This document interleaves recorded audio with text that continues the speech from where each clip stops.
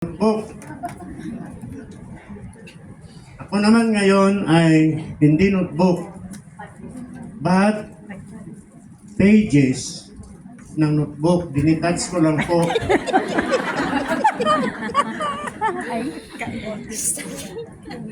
Bilangin nga natin kung ilang pahina ito.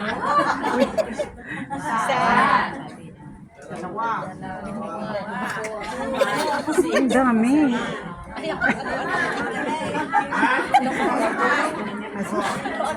May sansar. 45.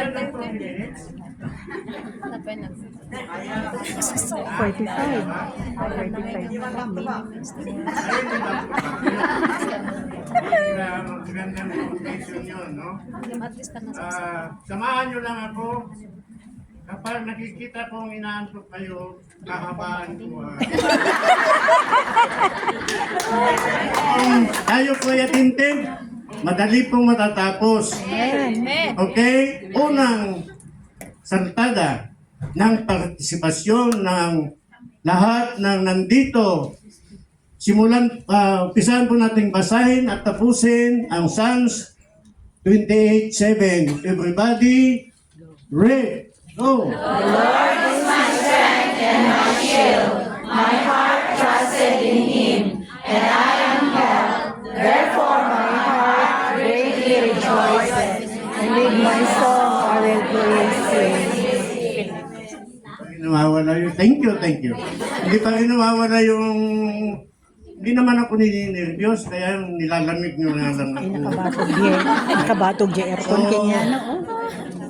Nagpapasalamat po ako sa Panginoon sapagkat talagang binuksan ng Panginoon ang pagkakataon na ako po'y makapagbahagi ng salita ng Diyos ngayong araw sapagkat 2 weeks ago, nawalan po ako ng boses. Literal po yun. Yung hindi na ako wala nang lalabas na salita sa bunganga ko. Nagsa-sign language na lang ako. Nahirap pa lang mag-communicate kung sign language lang. No? Mas madali pa siguro yung eye to eye language.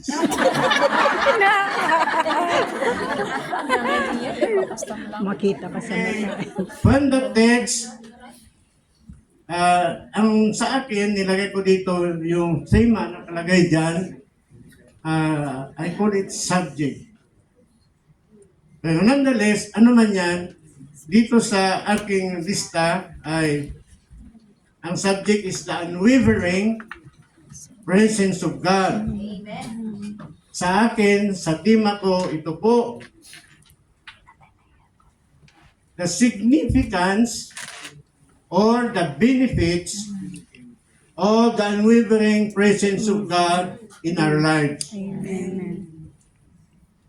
Meron po tayong nilagay kung ano yung TS dyan. Ako na lang po nakakaalam. Pero ang sinasabi dyan sa transitional sentence ay, bakit ko sinabi? No?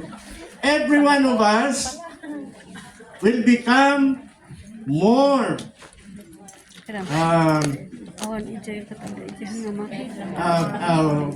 Pwede background na gamin. better and more victorious Christians. May background na. Dark. Paano? How can we become more or better and more victorious Christians? By knowing and by internalizing about the significance of the unwavering presence of God. Mayroon po tayo ditong mga key idea or thoughts about the presence of God. First is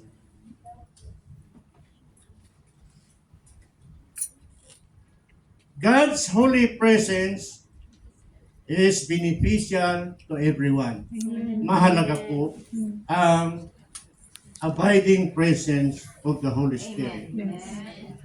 There is no better thing and there is no other thing better than the presence of the Holy Spirit. Hindi po natin pwedeng pagpalit ang presensya ng Panginoon. Wala na pong mas maganda at mas mabuti kundi ang kanyang presensya.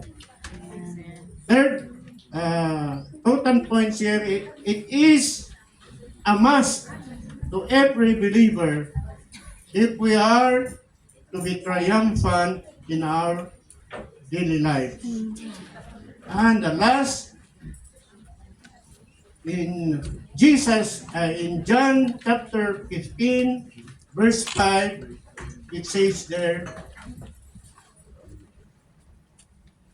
Jesus said, without me, you can do nothing. Amen. So we always recognize that without Him, we can do nothing. There is a song of that, di ba? Alam nyo yun? Without Him, I can do nothing. But I will not sing.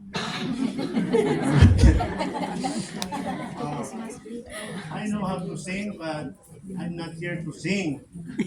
I'm here to share to you the Word of God. What are then the significance?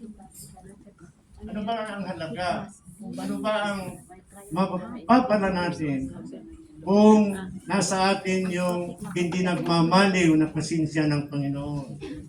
Una rito, the unwavering presence of God will enable us to be triumphant in our battles. Meaning, triumphant po tayo, overcomer sa ating mga battles. Let us always recognize that there are battles for us to win. Every day. Yes, every day. What do we mean by enable? Sabi nga dito, according to Manang Miriam, kasi mas matanda siya sa akin. Miriam yan, Pastor. Webster. Si Miriam Webster. Mrs. Webster. Sabi nga dito, to give meaning or it's a power to make more possible or easy. Okay? So, in this main point, number 1, the Holy Spirit is the enabler. Amen. What do we mean by enabler? The one who make us able Yes. to win battles. Amen. Amen? Nandiyan ano? Yes, amen. Alam nyo, kung ako lang, pero napakaganda po yan. It is very important, especially during seminars, lectures, that we have this one. My reasoning is that, kung nandiyan po yan, yung atensyon nyo, wala sa akin. Dito ba? Saan yung atensyon ninyo? Doon sa Nandun po sa PowerPoint presentation. Pero sige lang, no? Mas maganda po yun, kahit kung hindi nyo maintindihan yung pronunciation ko, bahala na kayo mag-pronounce doon sa inyo.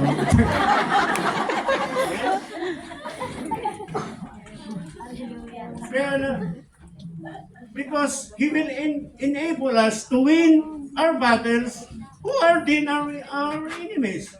Ito nga po ba ang ating kalaban? According to the Word of God, may mga kalaban tayong dapat tayo'y maging overcomer. Number 1 here is ourselves. Right. Kalaban pala natin ating mga sarili. Hindi po ba? Kaya nga sabi dun sa 1 Corinthians that I'll beat. sa 9:27, kalaban natin na ating sarili. Mamaya ko na i-explore yun. Pangalawa, yung mga bashers natin. Yung ating mga accusers. Kalaban natin yung mga bullies. At saka, iba pa. Name them all. Kasama na dyan yung nangaagaw ng membro. Right? Maliban kay mga pastora ng UCG dito, may mga pastor nakasama yung mga other church group. May mga Marami, kayong, halos lahat. Kasama ba niyo yung inyong leader? Puso dito yun. Oh. Yung leader Gawin mo. at saka member. Okay? So, mga kalaban pala yan. Hindi lang pala yung mga accusers. Ay, nako. Next is the forces of darkness, the principalities in the air, no? Yes. For we wrestle not flesh and blood. Sabi doon sa salita ng Diyos. It's your assignment to locate. You can locate that in 1 Corinthians. Then, dahil na-identify natin kung sino yung ating mga kalaban, paano natin pagtatagumpayan yung mga kalabang yun? First is enemy number 1. Hindi public enemy number 1 na. Enemy number 1 according to my list. Okay? Basahin na lang din ninyo doon. Yung verse 9:27. That will be your assignment. Yun ang sinasabi ni Pastor doon. Ay, maya. Ang sabi doon sa 9:57, dahil kalaban natin pala ang ating sarili, kailangan i-conquer natin ang ating sarili. Sapagkat ang ating sarili ay makamundo. Yes. Makamundo. Human as we are lustful. Lustful. Sana walang lustful na leader ng church. Kasi sisira ang the whole thing. Okay? Sabi ni Apostle Paul, ito ang kanyang declaration. Kailangan yung lustful na tao na yan, si Rodolfo. Si Rodolfo, kalaban ko mismo. At paano ko tatalunin si Rodolfo? Kailangan, sabi ni Apostol Pablo, I will discipline myself. Amen? It is not Pastor Roldan who will discipline in the first place. Yung sarili mo, it is you. It is your obligation as Christians to discipline ourselves. And not only that, let us always bring it to subjection sa kapangyarihan ng Diyos. Amen. Oh, kung may nakita ka dyan na maputi ang tuhod, Ay, ina yan. Ama ay na. gawin mo kagad yan. Ay, Disiplinahin mo kagad. mata mo yung mata mo. Put it under subjection sa kapangyarihan ng Lord. At Wala saka, na basol di mata. ano pa ang sinasabi dyan? Ay, ina yan. Mortify. Mortify your bodies. Mortify. Paano bang sabi doon? Parang patayin mo. Inil Yung mo, nararamdaman na yan na You kill your hindi ayaya lust. sa Panginoon. Ano ang sabi ni Nothing Jesus word no Christ? life net ay Kung ikaw ay kas lang may impyerno dahil sa mata mo, i-boards it. anong gagawin? I-boards it. Ha? Kukuha ka ng pangsungkit at sungkitin mo yung mata mo. Dahil mas magandang pangkis ka. Ano ba yun? It's better for you na one eye kaysa yung dalawang mata mo, you have two eyes, pero doon ka naman sa impyerno papunta. Amen? Yun ang ibig sabihin ng mortify. Papatayan. To kill. Amen? So, magiging matagumpay tayong Kristiyano. For those 3 steps, discipline, One word. put it under subjection sa pangyayahan ng Diyos, and mortify. Mortify yourself. Mortify. Mas maganda sigurong wala kang kamay, you do not have, you remove the 2 hands, kung that Mutilate. will cause you in hell. Ano? When you sa pwede to That's it. mutilate your face. Then, how about yung mga enemies natin, buzzers, simple lang yung sinabi ni Lord na gagawin natin sa ating enemies. Hindi ka magdadala ng Armalite o magdadala ng tabak at pupuntahan mo yung kalaban mo at dahil ginismis ka. Ginismis ka.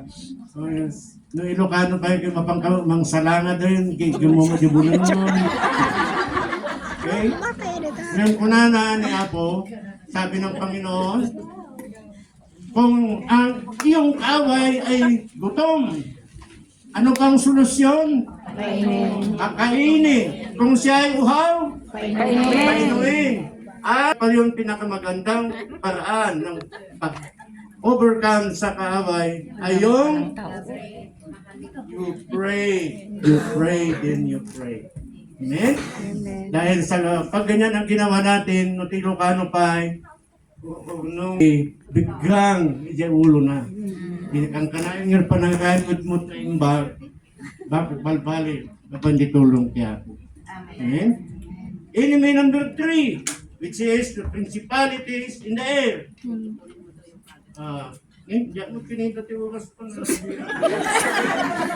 Subli tayo. Ayan. Jay piso 6, 11, aging gana jay 17 hanggang sa 17 po, diyan po makikita natin kung paano natin tatalunin ang ating kaway. Amen. No? Put on the full armor. Ay, nakita yung ano, yung picture ng wala pa. Ayun. Praise God! Amen! Kailangan po natin yan. Amen. Yung mask, pinsa. Okay, the armor of God, sabi doon sa verse 11, it has put on the whole Amen. armor of God. Hindi partial. Dapat nandyan lahat yan, present yan lahat. Amen. Meron po dyan 6. Inuna ko, dyan sa lista, pastora, yan, Gert. Pero sisimula po tayo, saan ba ang nasa taas? Ha?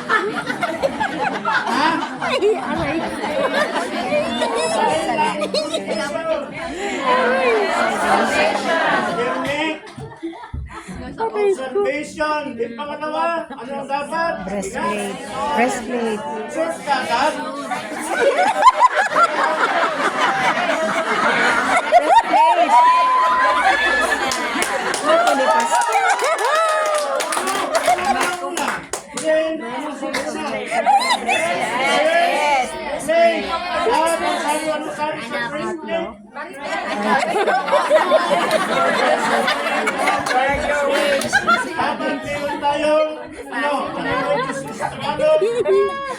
Katuwiran. Katuwiran. Katuwiran.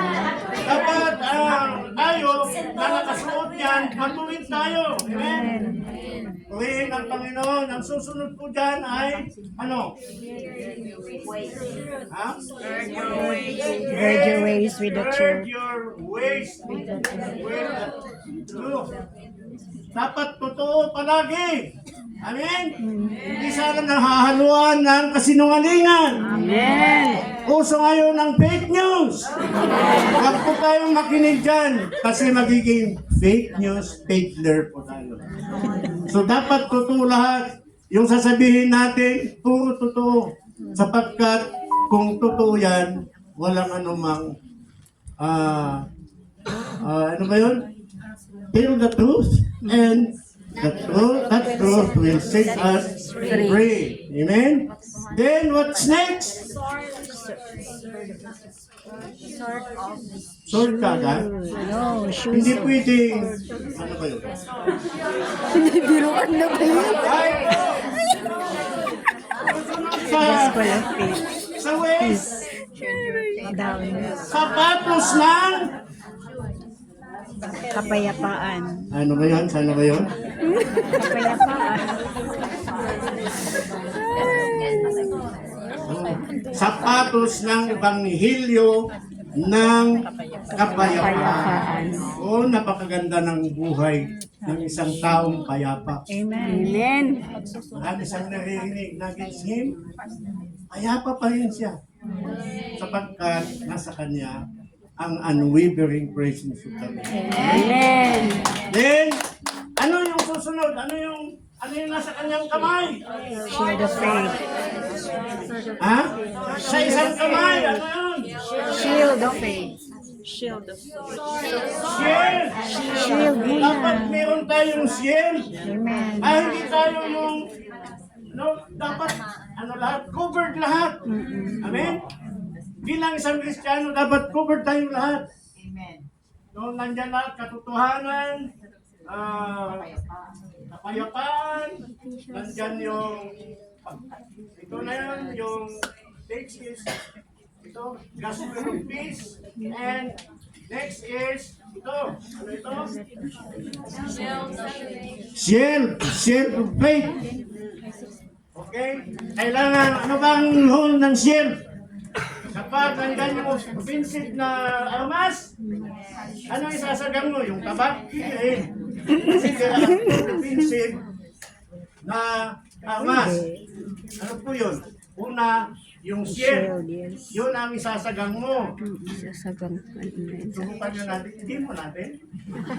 Ay, hindi natin. Magtatagal tayo. Kapag may offense, pag sinulong ka, then, what is in your other arm? Sword of the Spirit. Yun ang panghuli. At yan yung isa sa, that is an offensive na armor, na armas. Amen? The sword of the Spirit, which is the Word of God. Amen? The Word of God is sharper than the two-edged sword. Yan po ang panglaban natin. Sasagawin natin ng nandyan. Pagpanahin yung ulo natin, may helmet ng salvation. Kapag tutusukin yung ating dibdib, mayroon yung May first field. at hindi rin mahuhulog yung kasi mayroon tayong sito. At saka nandyan yung pangsagang at pang-offense. Amen? Praise God. Purihin ang Panginoon. Kapag ganyan ang natin, tayo ay mga matatagumpay. Sabi nga dito, we will defeat the enemy. Surely we are assured that we will defeat the enemy. That is an assurance from the Lord, from the Word of God. Sabi nga doon sa James 4:4, for greater is new than he that is in the world. Ano yung first na he doon? Na personal pronoun he. Jesus Christ. Greater is he. Who is that? God is Jesus. The Lord, presence of the Lord. Than he, the second he. The enemy. Amen? The enemy. So, then, another from James 4:7. James said, resist the devil. Because resist the devil. Amen. Paano ba mag-resist ng devil? Let us not welcome the devil, but let us resist. Amen. At ano mangyayari kung mag-resist po tayo? He will flee from you. Amen. Praise the Lord. So, yan po ang number 1. Anong oras matatapos ko? 6 ng ano nga. Hindi, yung ating activity.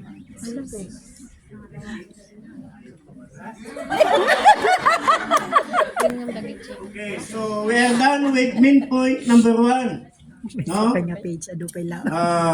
Unwavering faith, the unwavering presence of God will enable us to win our battles. Amen. Whatever it is. Sarili natin, yung mga lumalaban, speak against us, at saka yung forces of evil, tatalunin natin yan lahat. Anong sabi ni Jesus kay Satanas? Sabi niya, lumayo ka, Satanas. Yun sanang dapat natin sabihin, lumayo ka, temptation. No. Lumayo ka temptation. Temptation is rampant. Nandyan lang palagi, nag-iikot-ikot. Mahanap ng tsimpo. Kaya kung hindi tayo handa, talaga, paldahan po tayo. The second one is the unwavering presence of God will propel. I do not know if I pronounce it right. It will propel us to a greater height or Success. a greater height or degree of success in our endeavors. Propel. Ano mga gamit ang may... Ang dalawang binanggit dyan sa meaning ng propel. Ganito, sabi niya, to cause, to move forward, or ahead. Or drive or push forward. Ito po ang it will drive, push forward. Teacher talaga. Direct, direct push forward. Ang propel, meaning, yun na po yung sinabi ko. So, yung aircraft, yung sumasakay ng ay, sila tapos post, sila. Oh. Di ba? Tatakbo ba yung bangka kung walang propeller yung Oh, yun ang nag-focus to move yung ship na yun. Ang aircraft, doon din. Mayroon din ilisi. No? So, para mag-move forward, tayo po ay Dynamo. nangangailangan ng mag-push sa atin, ang tutulak sa atin, at walang iban yan kundi ang ating banal na espiritu. Amen. There are thoughts about success. God is the source of all successes in life. That's according to John 15. Kaya nga nagsabi ang Panginoon, without me, you are nothing. Next is, it is His will and purpose of calling us to serve. He calls us to be successful. Amen. Then, of course, without His abiding presence, surely we will fail. Why we fail? Kasi meron noon nanahan sa atin yung banal na espiritu. Pero unti-unting lumayo. Ewan ko kung bakit. Tanungin natin ang ating mga sarili. Marahil, nalimutan mo nang magbasa ng Biblia, nalimutan mo ng manalangin, medyo once a month ka na lang umatin ng service, yun po ang talagang mangyayari. Mawawala po yung presensya ng Panginoon sa buhay natin. His ultimate plans is to prosper and make us great. Sabi nga dyan, Jeremiah 29:11, no? Ang kanyang plano sa atin po ay hindi to harm us, but to prosper us. Amen? That is the plan of God. Yun ang kagustuhan ng Panginoon na maging matagumpay. Ano ba, paano ba ninyo ang tagumpay? Of course, marami pong ang tagumpay. Maring ikaw ay dumami yung bank book mo, yung naman ng bank book mo to the millions or billions. Billions! Baka kontrakto ka.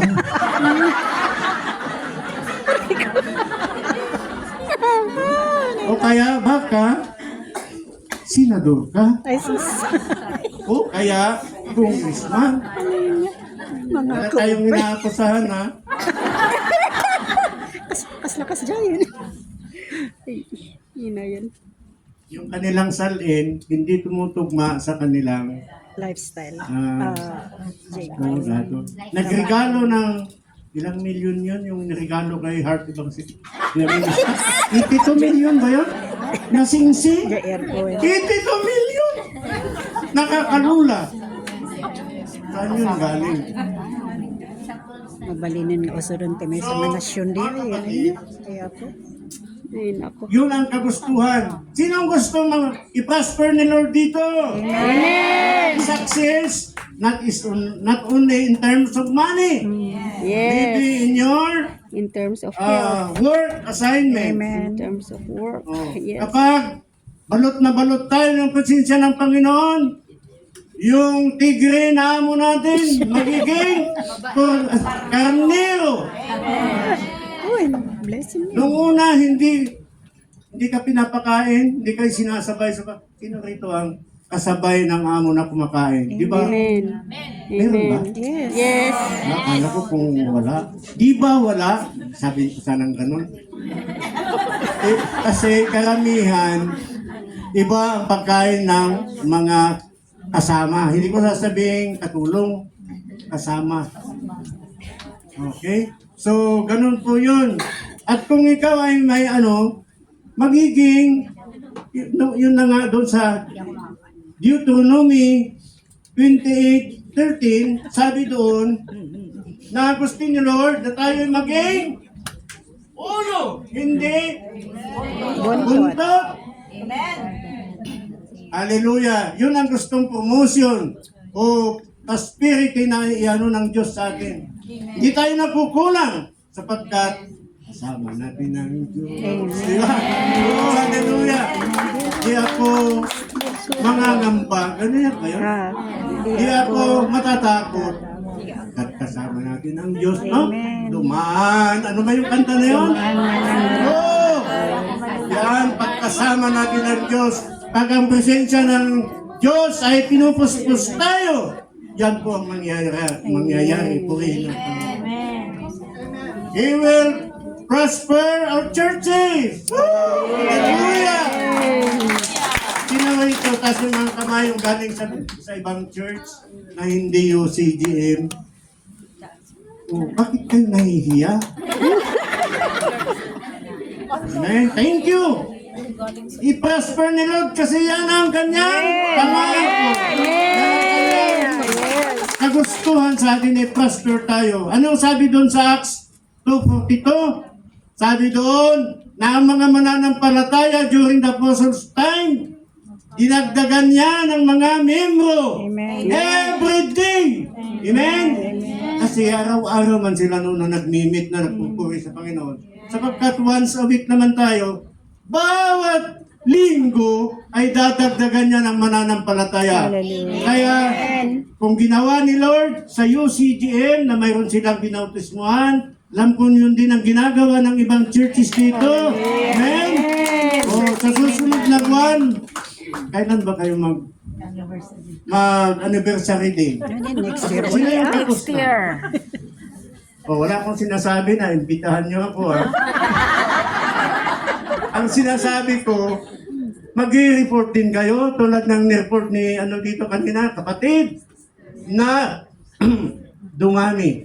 May mga ganitong program sapagkat kasama natin ang Diyos. Alam niyo ba, sinabi naman yung kanina nagsimula ang UCG sa Kalapugan.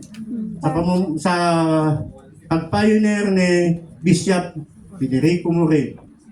Then lumipat po sa LA nung lumipat sila doon. LA, iwan ko ano pang sumunod sa sa London. Then mayroon din tayong ano ba yung sumunod? Alin na Hong Kong o may Macau pa? Ay, Canada. Ang ilang taon na yung sa Canada? 7. 7. Sa Hong Kong, mas nauna kasi 16 na. Sa Kwan Pastora? Sa Africa meron pa. Kasi UCGMI. Ano ba yung I? International. Lahat naman tayo international. Pero by the way, kasi ako galing ng, ano rin, parang United din, kasi Assembly. Assembly of God. May Assembly of God ba dito? Meron. Taas nga yung kamay ng mga taga-Assembly of God. Oh, kapatid! Oh.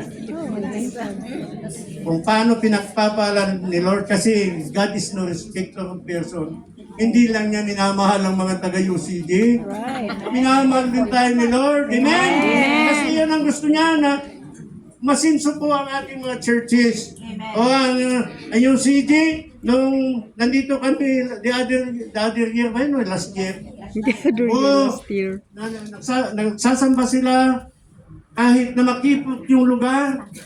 Nararamdaman nila ang presensya ng Panginoon. Kaya wala po yan sa laki, wala po yan sa liit, nasa po mananampalatayan. Mananampalataya yan. Kung ang mga mananampalatayang yan ay punong-puno, puspos ng banal na Espiritu, alam kong kikilos ang Panginoong Diyos. Praise God. Ano yun? The house of worship, umasinso. No, pasyalan nyo yung ano. Pero huwag kayong manatili doon ha. Mapasyan man kayo doon sa kanilang simbahan. Huwag po kayong lumipat. Huwag po kayong manatili. Manatili kayo sa inyong mga churches. At pagamit kayo sa Panginoon. Amen. Increase number of members. Dumami na sila. Hindi nyo nakita yung kanina dito. Hindi pa yan sila lahat. Yung ibang Saturday group, wala pa sila. Mayroon din mangilan-ngilan.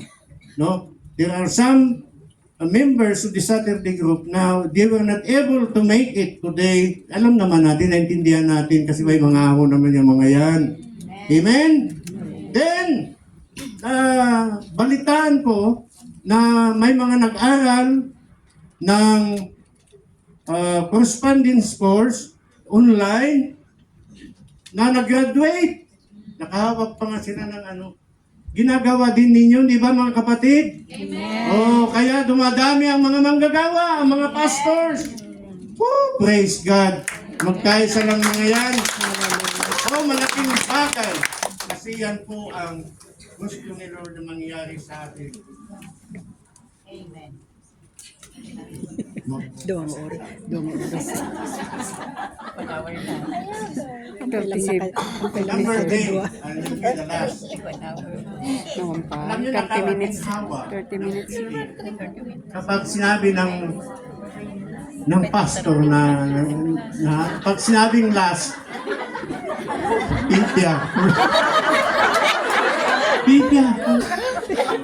Manpas mo lang na. Basahin ko na lang, baka magkabulol-bulo ako. No, permit me. Pangit na basahin ko yung nasa likod. O, kayo ang babasa yung nasa harapan. Okay? So, tingnan nga natin kung iba yung pagbasa ninyo sa pagbasa ko dito. Sabi dito sa aking kodigo, the unwavering presence of God will sustain. Say it again. Sustain. The faith and the stamina of our walk with Him. Thereby warrant or guarantee us That He is the source. that He is the source of our joy and strength. Saan makikita yan?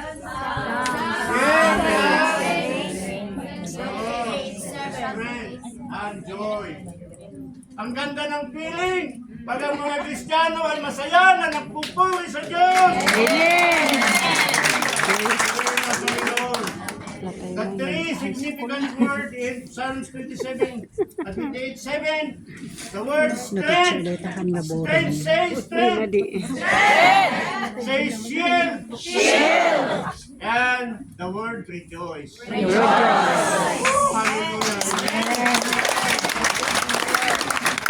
The Spirit of God is a navigator. Yes. A navigator. Say it again. A navigator.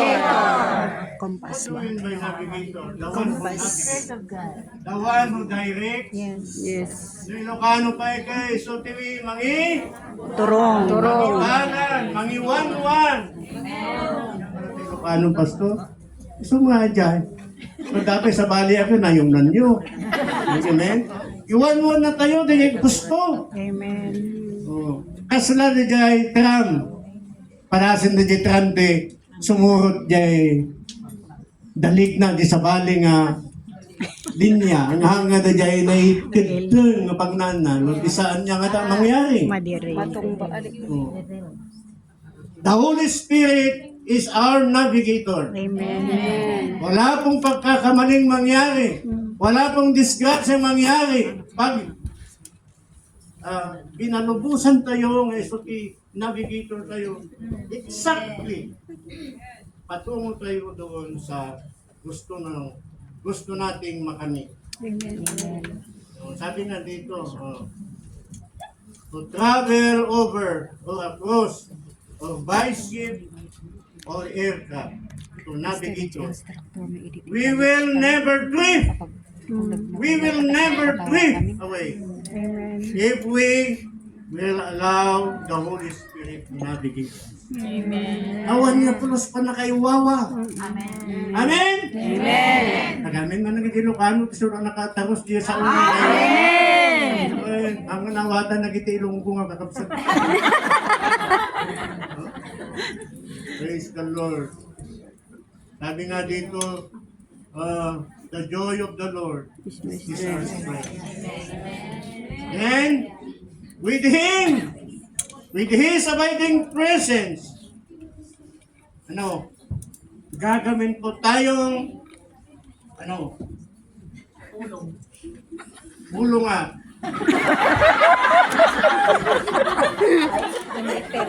He will make us to enjoy, to have an enjoyable undertaking. Amen? Subukan yung, magbiyahe, papunta kung saan lugar dyan, nakasimangot kayong lahat. Hindi wala kayong maring hiyawan, kantahan sa, alin ba, mayroon kayong trip, no? Pupunta kayo sa picnic, tapos wala man lang imikan. But as we allow the Lord, the Holy Spirit, to navigate us, everything will be okay. Amen. Exactly kung saan ang gusto na naman niya. Sabi dito sa Lucas 12:12, sabi niya, it tells us that the Holy Spirit will teach us all things, provide us extra energy and strength and stamina so we can sustain our walk with God and be able to have breakthroughs. Oh, kanina naririnig ko yung mga breakthroughs. Yes!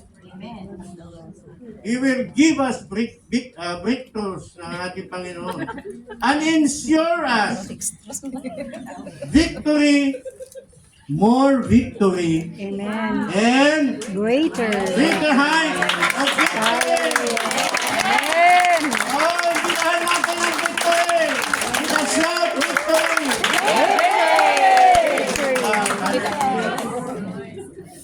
Mga kapatid, sigurado po tayo.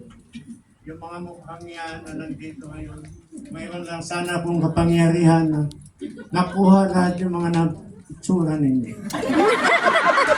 Makapture lahat. Okay? Para next year or sa susunod na mga pagkakataon, pagbalik natin dito, wala nang tao dyan. Ibig sabihin, wala nang bakanting upuan. Amen. Saka yung mga bakanting space doon. Nalagyan na ng upuan at may mga tao na. Why? Because all of us ay pinayagan natin ng Panginoon ang mag-navigate sa ating buhay. Sigurado, ikaw ay gagamitin ni Lord. Si Brother Gary, hindi dahil bayaw ko siya, Pero may ano siya na mga kapatid na nadagdag sa UCT. Alam kong yun din ang ginagawa ninyo na may madagdag. Sino ang gusto ng dagdag? Amen! Sino ang gusto ng bawas? Wala. Bawas ng away. Let us eliminate our enemies. Amen. Even ourselves, let us eliminate. Amen. Amen. Oh, yes. Praise the Lord. Alam ko na napakahalaga ang presensya ng Panginoon. Sakala ba natin kung wala yung presensya ng Panginoon sa dito pa ngayon? True. Without the abiding presence of the Holy Spirit, I know you are not here today.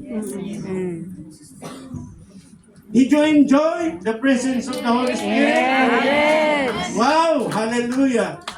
Hindi lang sa ibang bagay tayo napapawaw. Napapawaw tayo sa kabutihan ni Lord. Amen. Ulit-ulit na kinanta kasi yun naman ang katotohanan. Kaya hindi tayo magsawang sabihin na napakabuti na po. Hallelujah. Praise the Lord. Hallelujah. Parang gusto nyo nang kumanta. Praise God. Hallelujah.